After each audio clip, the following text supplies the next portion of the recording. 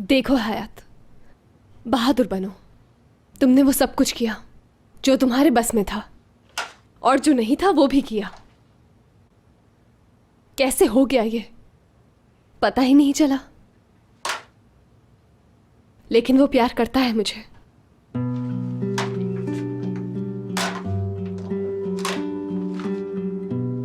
मैं जानती हूं वो मोहब्बत करता है मुझसे और खुद भी बेचैन हो जाता है मेरे बगैर, लेकिन शायद वो अपनी जिद नहीं छोड़ेगा। मुझे पता है ऐसा ही होगा, इसीलिए मैं जा रही हूं।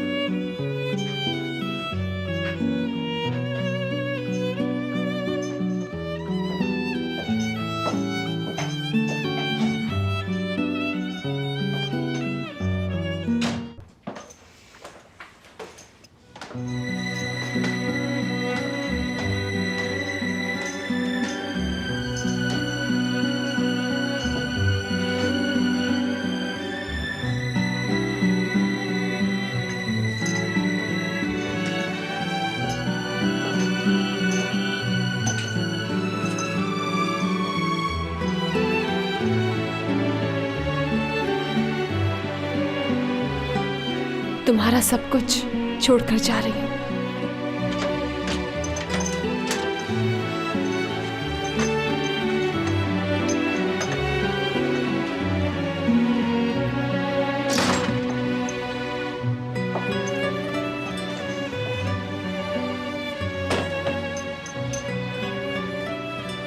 मुराद सर सलमास, देख लो मैं जा रही हूं।